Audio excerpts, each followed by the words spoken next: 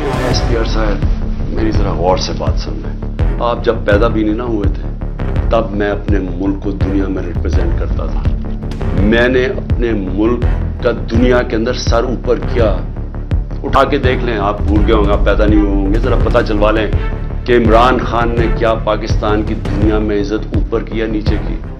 ইমরান খান পাকিস্তানের রাজনীতিতে এক অবিসংবাদী নেতা। ক্রিকেটের মাঠ থেকে শুরু হওয়া যেই নেতৃত্বের উত্থান এসে ঠেকেছে পাকিস্তানের জাতীয় রাজনীতির উত্তাল স্লোগানে। নিজের হাতে গড়া দল তেহরিক-ই-ইনসাফের হয়ে নির্বাচিত হবার পর যিনি বিশ্বমঞ্চেও পাকিস্তানকে নিয়ে গেছেন অনন্য জনপ্রিয়তায়। কিন্তু বৈশ্বিক এবং আভ্যন্তরীণ ষড়যন্ত্রে প্রধানমন্ত্রিত্ব থেকে অব্যাহতির পর সেই ইমরানকেই পড়তে হয়েছে সরকারের দমননীতি, আক্রমণ, রক্তচক্ষুর সামনে। 3 घंटे से मुझे इन्होंने यहाँ रखा हुआ है अदालत के अंदर, जाने नहीं दे रहा है। कभी कोई बहाना मारते हैं, कभी कोई बहाना मारते हैं। मेरे ऊपर अब कोई केस नहीं है, मैं आजाद हूं।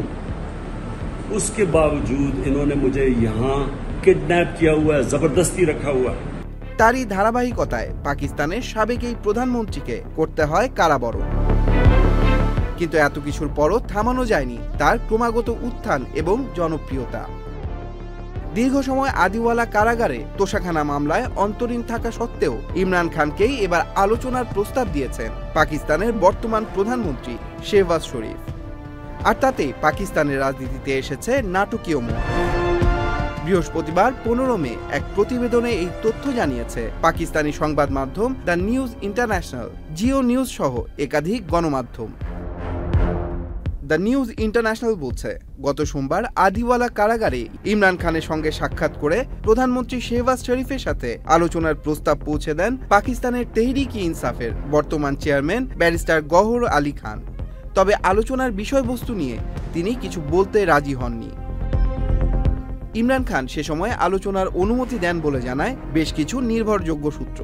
তবে এ বিষয়ে ইমরান খান পরিষ্কার করে বলেন, আলোচনাটি গোপনীয়ভাবে ও গণমাধ্যমের উপস্থিতি বা নজরের বাইরে রাখা উচিত, যাতে ফলপ্রসূ সিদ্ধান্তে পৌঁছানো যায়।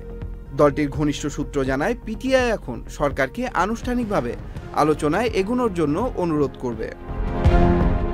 এর আগে সম্প্রতি পাকিস্তানের জাতীয় পরিষদে দেয়া এক বক্তব্যে প্রধানমন্ত্রী শেহবাজ শরীফ পিটিআইকে জাতীয় সংলাপে যোগ দেবার আহ্বান জানান। ব্যারিস্টার গওহর সেই প্রস্তাবকে স্বাগত জানালেও পিটিআই স্পষ্ট করে জানায়, ইমরান খানের সম্মতি ছাড়া কোনো অগ্রগতি সম্ভব নয়। দলের ভেতরের সূত্রগুলো বলছে, ইমরান খান চান আলোচনায় সেনাবাহিনীর পরোক্ষ বা প্রত্যক্ষ সমর্থন থাকুক। এমনকি একটি সূত্র দাবি করেছে, প্রয়োজনে তিনি সেনাবাহিনীর একজন প্রতিনিধির সঙ্গেও বৈঠকে বসতে রাজি। এদিকে এই আলোচনার উদ্যোগ এমন এক সময়ে এসেছে যখন ভারতের সাম্প্রতিক আগ্রাসনের পর পাকিস্তানে রাজনৈতিক ঐক্যের ডাক উঠেছে। দেশ জুড়ে মিলিটারি সিভিলিয়ান সম্পর্ক, জাতীয় নিরাপত্তা ও রাজনৈতিক স্থিতিশীলতা নিয়ে আলোচনা দিন দিন বাড়ছে। তবে পর্দার আড়ালে এই আলোচনা সত্যি কতদূর এগোবে এবং আদৌ কোনো বড় সমঝোতায় পৌঁছাতে পারবে কিনা সেটি এখন দেখার বিষয়। Tanmoy Mahmud, Channel i online. Bundle থাকলে প্রতি সেনমানিতে টাকা বাঁচবে। বিকাশ সেনমানি বান্ডেল কিনে জিতুন প্রতি লেনদেনে।